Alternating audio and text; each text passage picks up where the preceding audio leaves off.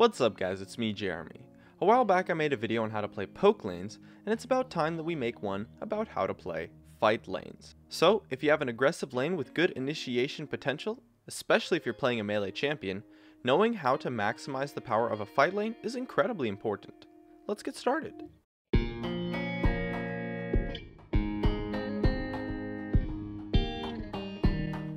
During a fight lane, the first and most important thing to do is to avoid free poke. Fight lanes often require some sort of initiation to get your damage off, so you're quite vulnerable to free poke most of the time, especially when going in for CS.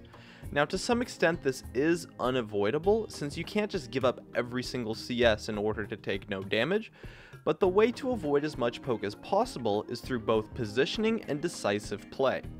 For positioning, when you aren't trying to fight, you want to position passively. The way you do this is to only walk up when you're going in for that last hit. Get the CS and then back off immediately until the next one is ready. By doing this, you significantly shorten the window of harass onto you that the opponent has, and will usually force them to miss CS when they go to harass you. And as for the decisive play, you need to have knowledge of the lane matchup and mechanics, and just don't try to go in unless you're sure that you can fight. One of the best ways to get free poke off on a fight lane is to harass them when they try to go in and then deny the initiation. So when you look for a fight, make sure you understand what can deny your initiation and how to avoid it, as well as how much space you have to fight.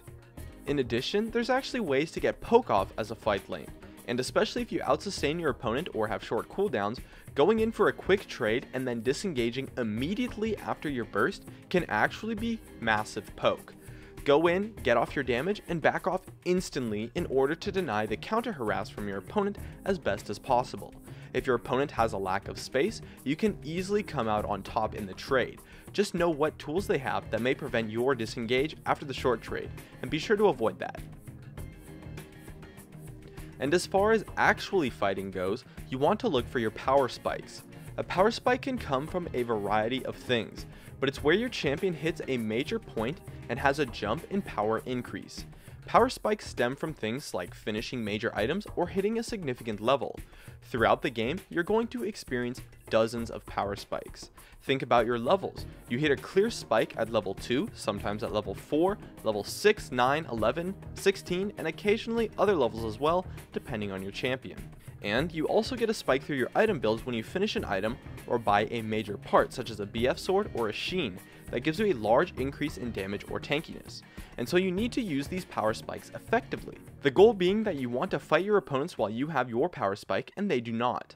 And so individual power spikes are fairly cookie cutter and easy to notice. Just be sure to pay attention to items and levels of both you and your opponent, and plan to make plays the instant you get your power spike, before your opponent can hit their power spike. The trick to doing this is to set up the situation. Prepare for the power spike and initiate immediately once you get it. You can set up these spikes by doing things such as pushing for the XP advantage, or backing before your opponent to buy immediately when the gold is disproportionate to their power spike. As a fight lane, your spikes will often be stronger than your opponent's, so look for the fights once you reach that point. Even if your opponent also hits their power spike, yours is usually going to be stronger anyways.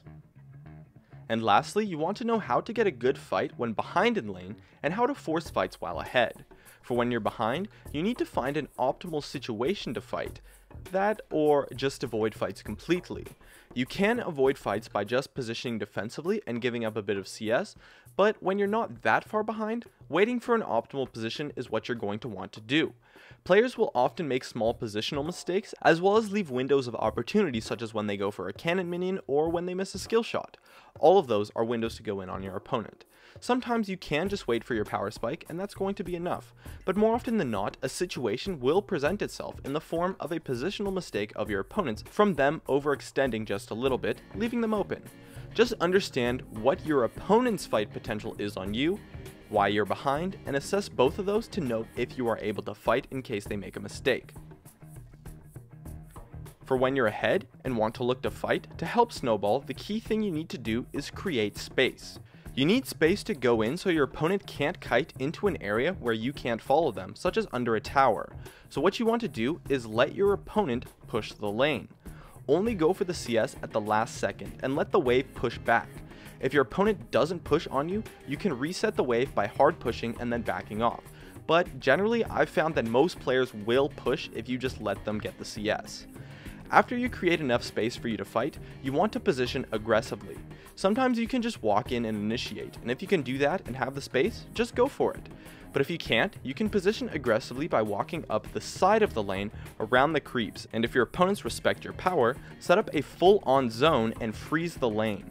The opponents will be forced to do something or give up almost all of the CS. In both cases, you can create a huge lead by fighting them or having a near perfect denial of CS through your freeze.